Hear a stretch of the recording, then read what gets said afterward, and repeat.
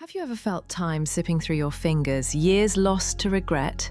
This is Robert's story. After 2 decades away, he returns to a world that has moved on. But can he bridge the gap?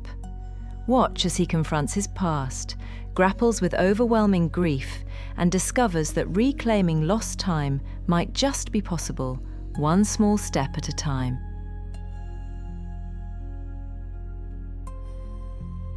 Robert sat on the weathered wooden bench, a ghost in the vibrant theatre of the park, the city's symphony, a jarring contrast to the silence within him. He watched as life danced around him, teenagers with their glowing screens, and families sharing laughter. All of it a world he had forfeited 20 years ago. The weight of lost time pressed down on him like an invisible chain. The smells of fresh-cut grass and sizzling hot dogs mingled in the air, familiar yet distant, triggering fragmented memories. The world outside, once his playground, was now an alien landscape, its customs and rhythms foreign to his ears. Each laugh, each shared moment felt like a reminder of what he had missed. He watched the teenagers, their heads bowed in silent communication with the sleek, glowing rectangles, their fingers dancing across the glass. A new language, a new world, one he didn't understand. The music leaking from their earbuds was a cacophony of unfamiliar sounds, a constant reminder of his absence. His mind drifted back to the lost years, the countless hours spent staring at the cold, grey walls of his cell, moments he could never reclaim, opportunities that had withered and died. Regret clung to him like a second skin, a constant companion.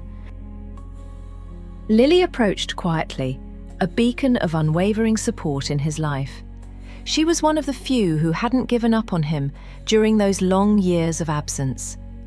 Her presence was a gentle reminder of the world he had left behind, a world that still held a place for him. She held out a small black box, a smartphone, an emblem of the modern world he didn't understand, a tool for navigating the present, for connecting with a reality that had become alien to him. "Try this," she said softly, her voice filled with gentle encouragement. "What's the point?" he muttered, his voice tight with resignation. "I missed it all, Lily. 20 years watching the world move on without me. Why even start now?" His words were laced with the bitter taste of lost time, a sense of hopelessness that threatened to engulf him.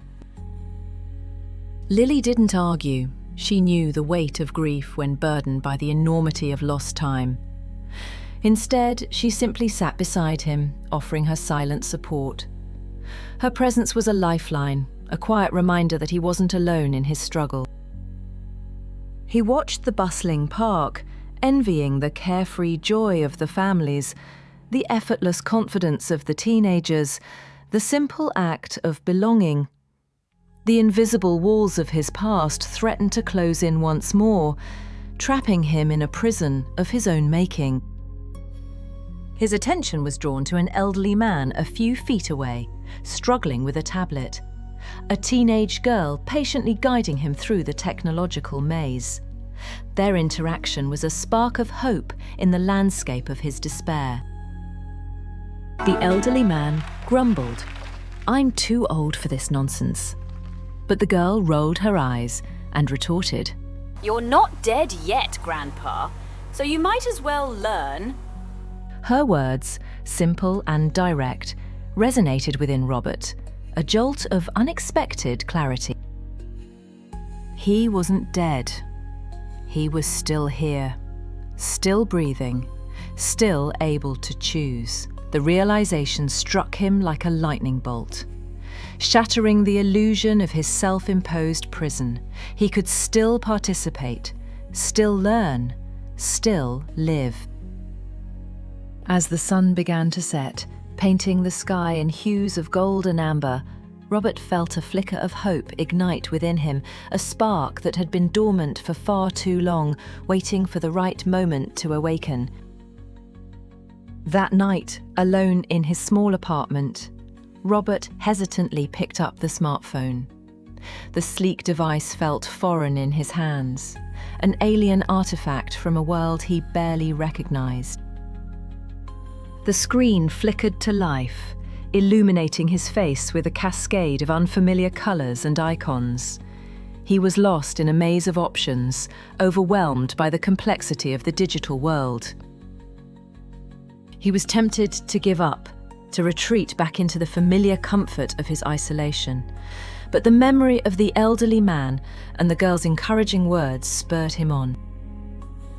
With careful determination, he navigated through the menus, pressing buttons and exploring unfamiliar features. Each small step was a victory, a testament to his resilience. Finally, after much trial and error, he managed to send a text message. A simple act, yet a monumental achievement in his journey of rediscovery. The grief for the lost years didn't vanish, it lingered like a shadow in the periphery, but Robert refused to let it define him, refused to let it hold him captive. Instead, he took a small, deliberate step forward. Each day was a chance to learn, to grow, to build a new life beyond the bench where grief had tried to keep him chained. He started taking small walks in the park, exploring paths he had once known so well, but now viewed with fresh eyes. The familiar landscape was a source of comfort and renewed wonder.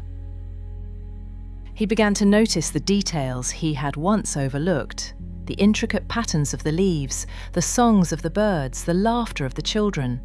The world was alive with beauty, waiting to be rediscovered. He started talking to people. A friendly vendor selling flowers, a young couple sharing a picnic, an elderly woman feeding the birds. Human connection was a bridge to the world he had lost. He learned about new technologies, new music, new ideas. The world was constantly evolving, and he was determined to keep pace. He embraced the challenge, eager to learn and grow. He reconnected with Lily, sharing his experiences, his struggles, and his triumphs.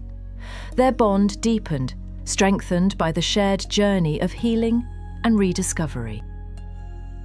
He volunteered at a local community centre, helping others who were struggling to find their place in the world. Giving back was a way of healing his own wounds, of finding purpose in his past. He even started writing, pouring his thoughts and experiences onto paper, sharing his story with the world. His words became a beacon of hope, inspiring others to overcome their own challenges.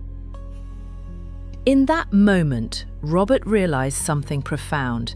It was never too late to begin again. The lost years were a part of his story, but they didn't have to define his future.